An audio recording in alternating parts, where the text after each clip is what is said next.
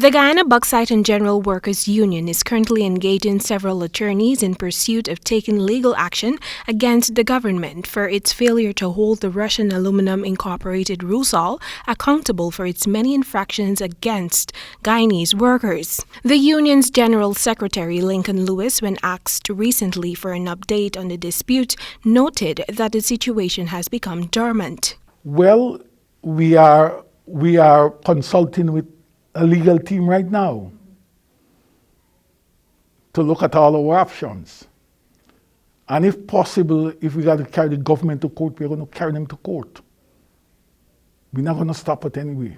The union has been agitating for salary increases for the workers after the Russian-owned company proposed a mere 1% increase in February 2019. Lewis alleged that the workers were not adequately remunerated during the company's operations in Ghana and were forced to endure harsh conditions. If you were supposed to pay, say $10 in 2015, and you were only paying $9, that means that you owe $1 for each worker from 2019 to 2020 when you decide that you're going to go.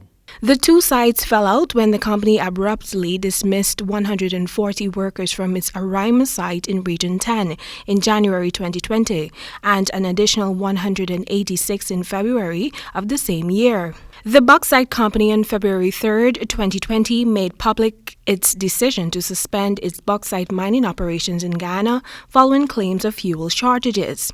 Subsequently, a series of unfruitful engagements involving the company, the union, and labor representatives were held. Former Minister of Social Protection Amna Ali had threatened to take the matter to arbitration should Rusal refuse to comply with a collective labor agreement and pay the increases to the workers. Lewis accused both the former and present governments of failing to declare a deadlock in the matter and therefore referring it to arbitration. Minister of Labor Joseph Hamilton, in a recent interview with Nightly News, made it clear that since the company is no longer active in the country, arbitration will not be possible. For us, there can be no arbitration because there exists no company and there exist no workers. Who is arbitrating for whom and for what? Lewis is adamant that the claims made by the minister are mere excuses. Whatever we finally come to, even if we got a levy on the assets, people will have to be paid. This is going to be a challenge for the trade union and the private sector and this government in this country. Rusal, which owns 90% of the Bauxite Company of Guyana Incorporated, established its operations in Ghana in 2009. However, the union was only recognized by the company in 2019. Temika Rodney reporting for the HGP Nightly News.